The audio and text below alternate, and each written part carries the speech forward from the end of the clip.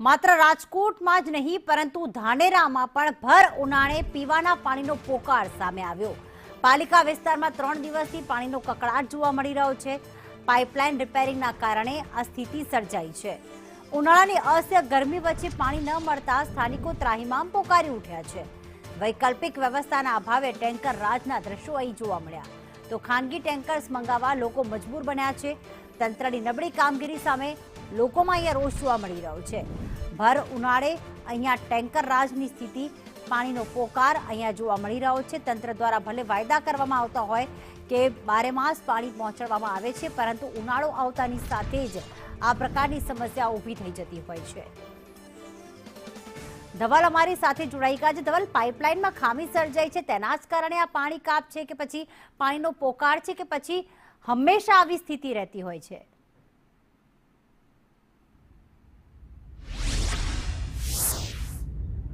પ્રીતિ, ચોક્કસથી વાત કરવામાં આવે તો બનાસકાંઠા જિલ્લો એ રાજ્યના છેવાડાનો જિલ્લો છે અને આ જિલ્લાના અંતરિયાળ વિસ્તારના અનેક ગામો એવા છે કે જે પીવાના પાણીની પાઇપલાઇન ન હોવાને કારણે ઉનાળામાં આ વિસ્તારના લોકો છે તે પારાવાર મુશ્કેલીનો સામનો કરતા હોય છે।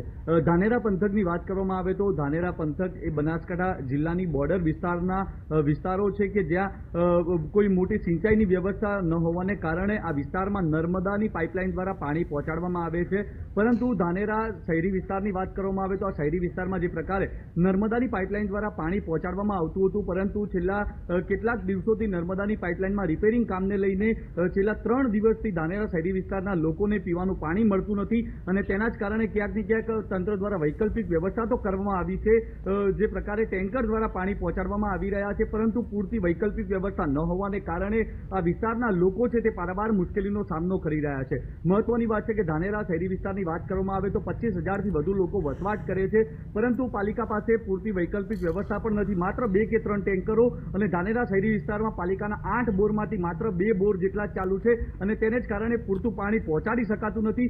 આ પરિસ્થિતિ વચ્ચે લોકો છે તે પ્રાઇવેટ ખાનગી ટેન્કરો મંગાવવા પણ મજબૂર બન્યા છે। ખાનગી ટેન્કરોના ઊંચા ભાડા છે તે ભોગવવા માટે મજબૂર બન્યા છે। મહત્વની વાત છે કે ઉનાળાનો આકરો તાપ છે તે વર્તાઈ રહ્યો છે। 40 થી 45 ડિગ્રી વચ્ચે તાપમાન પહોંચી રહ્યું છે અને તે વચ્ચે પણ પાણીનો કકળાટ અને આ કકળાટને કારણે આ વિસ્તારના લોકો છે તે પારાવાર મુશ્કેલીનો સામનો કરી રહ્યા છે। મહત્વની વાત છે કે માત્ર બનાસકાંઠાના ધાનેરા જ નહીં, પરંતુ અનેક બનાસકાંઠા સહિતના વાવ થરાદના પણ અનેક વિસ્તારો એવા છે કે જ્યાં પૂરતી પાણીની વ્યવસ્થા ન હોવાને કારણે ઉનાળાની કાળઝાળ ગરમી વચ્ચે આ લોકો છે તે લોકો પાણી માટે કકળાટ કરતા જોવા મળતા હોય છે। ટેન્કર રાજના દ્રશ્યો સર્જાતા હોય છે અને જ્યારે પૂરતા ટેન્કરો ન પહોંચતા હોય ત્યારે આ ટેન્કરો વચ્ચે બેડા યુદ્ધના પણ દ્રશ્યો છે તે જોવા મળતા હોય છે। ત્યારે કહી શકાય કે હજુ સુધી તંત્ર દ્વારા પૂરતી વ્યવસ્થાઓ ન હોવાને કારણે ક્યાંક ને ક્યાંક ઉનાળાની કાળઝાળ ગરમી વચ્ચે લોકો છે તે લોકો પાણી માટે પારાવાર મુશ્કેલીનો સામનો કરતા હોય તેવા દ્રશ્યો છે તે અત્યારે પણ જોવા મળે છે। પ્રીતિ, બિલકુલ આભાર ધવલ તમામ વિગતો માટે।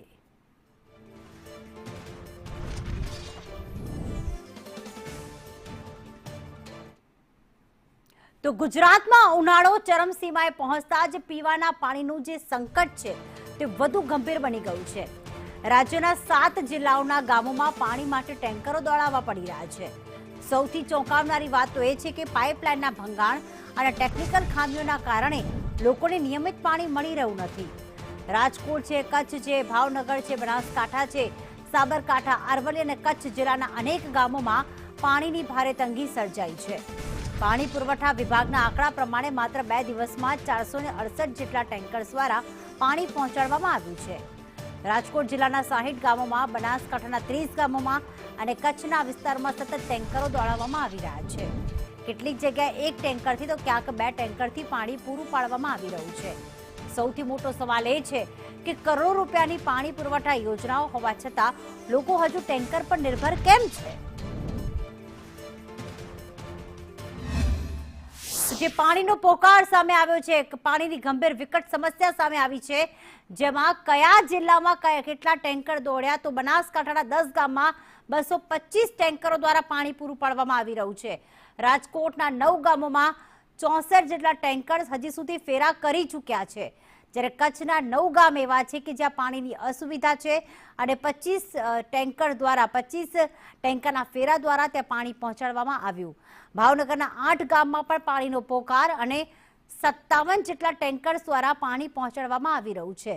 અરવલ્લી જિલ્લાના 4 ગામ એવા છે કે જ્યાં પાણીની સમસ્યા, જ્યાં 34 ફેરા કરવામાં આવ્યા ટેન્કર દ્વારા, અને બોટાદ અને સાબરકાંઠાના એક ગામ છે કે જ્યાં 18 જેટલા ફેરા કરીને અને ટેન્કર દ્વારા પીવાનું પાણી પહોંચાડવામાં આવી રહ્યું છે.